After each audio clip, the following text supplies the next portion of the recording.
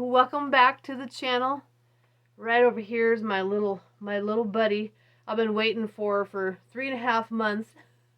So this is the brown ale. It's finally finished. As if you guys have been watching my videos, you'll know I moved places, residence, and it was ready to bottle back when I'm in the middle of moving. I just never got it bottled. So I finally made it happen, and so we're gonna pop it open. I did taste it pre-carbonation, and it tasted really good then. It tasted like, I was talking about my grandma's homemade biscuits, what we call biscuits here in America, not cookies, but kind of like the doughy, bready, kind of warm biscuits, you know, and she would bake them in her cast iron skillet, and you could just smell that. And that's what this smelled and tasted like to me.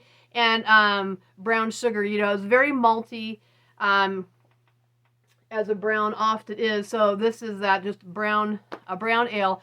And I was looking, you know, I was joking before that I never do the ABV because I only do gallon batches, and I don't want to have to thief twice, right? Because those test tubes are so big that I lose a lot of beer. If I'm doing 5 gallons, you know, it's no big deal. But I did look on their website, Darby. They have all that information for the kits that I buy from them. So this should be, I didn't test it, but so the ABV is about 5.5 on this. IBUs are only 18, which tells you how malty it is. So that's what I love. And then the hops is English Fuggle.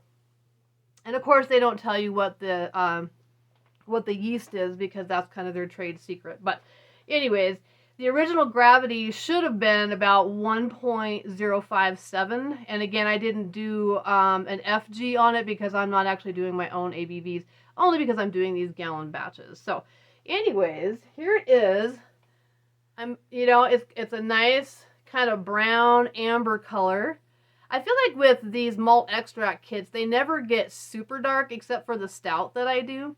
So let's go ahead and get my English pub glass that I love. I love these because of that indentation on it that, you know, that kind of slides up and catches your hand there. So let's open this up.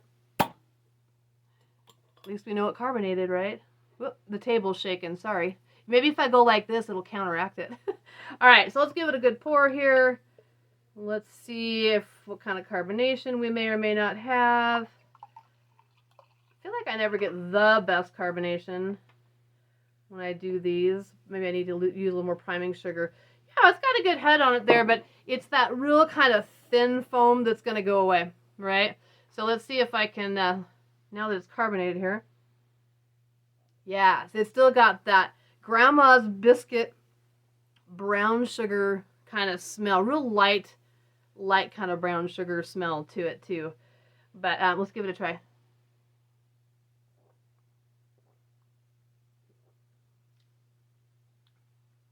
Oh yeah. So, I mean, you know, I tasted it pre-carbonation like I was saying, but now with those bubbles, it's got a kind of a medium body to it, I think, to the tongue. But this is one of my favorite kits that I do. This and my Irish Stout probably are my favorites that I do. Yeah, that's good. All right, so yay! Finally got that brown finished out. All right, so what's coming up here? I'm going to call it my IPA Palooza. Why? Because why not, right? If you follow me, you know that I'm not a big IPA fan. I never have been. But I've been brewing for years, you know, all grain, these malt extracts, now that I'm in a smaller place. But you know, I realized that I've spent so much time learning to brew and fine-tuning the brewing that I never did a lot of research into all the different types of beers, right? And, you know, in general, when I've tried an IPA, I've never really liked them because I like the maltier beers better. But there's been a couple over the years that I was pleasantly surprised with these IPAs. So I thought, you know, I'm going to be a true brewer, I need to research some of this stuff, right? So I'm going to kind of research IPAs. I mean, I know what IPAs are. I know kind of the history behind them, but do a little research. And then my friend Guy McConnell, who's been in a couple of my videos, I did a video of the tap room at Grimm Brothers a couple videos ago, maybe. But anyways, he's actually a judge for like beer competitions and mead competitions, both national and local. And so he's a good beer expert. So he's going to help me out. So coming up this Friday, we're going to go searching for IPAs. I want to get 5 different IPAs. I'm going to get a paddle board, like a flight, and we'll pour them out. And then he's actually going to come over and be in the video with me too, so we can I'll have like an agenda of like questions I'm going to ask him and things that I want him to tell me about.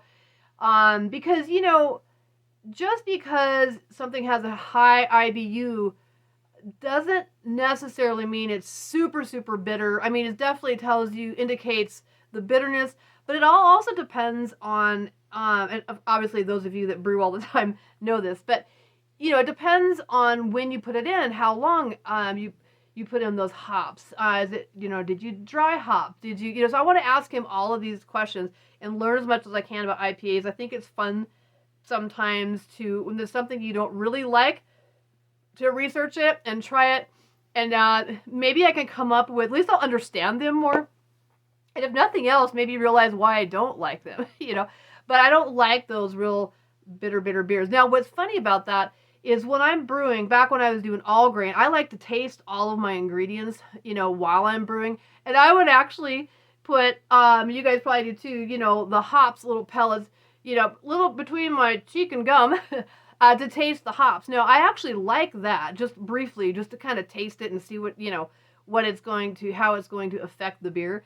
But when it comes to IPAs, I generally don't like them, which is fine. Everybody has their kind of niche, that they like. But I just thought it'd be fun to do that, and I'm going to call it my IPA Palooza video, and we'll see. So I might do 2 videos. I might do one going and getting the beer, see how that goes, and then he and I will film it, video it, and that'll be another video as well. The other thing coming up is my Irish Stout. St. Patrick's Day is coming up here in a little over a month, so I need to get going with that. And I think I told you that one of my really good besties, girlfriends, she got a very beginner's kit for brewing beer from her son for Christmas, so she wants to start brewing that, starting out with that kit. But she said I can brew at her house, because as you can see, I don't really have a setup. Although I am tempted to use my hot plate. Can you see my kettle up there? No, you can't. But I've got this little hot plate thing that you plug in, not a hot plate, but a burner, electric burner. And, just a 2-gallon kettle. I'm tempted to try it. I don't know if I could control the temperature well enough, but I might experiment with water and see if I could do, because it'd be fun if I could brew down here in my basement apartment. So we'll see. But if not, I'm going to be able to brew at her house. Now, she is really, really busy. So I don't know when I'm going to get to brew over there. And I want to get this up get it done before St. Patrick's Day. So that's coming up. Mead. I've told you I want to start making mead again. Just starting out with a traditional mead. It's my favorite. And my friend has some connections to source the honey about 20 miles from here. So if this person will let me video, I thought it might be fun to do a video inside. He has tons of honey, I guess, in a warehouse kind of a thing. And so that might be fun to do a video for that. And then I've got to order some supplies in, so I might do an unboxing video. I've got to get a new fermenter.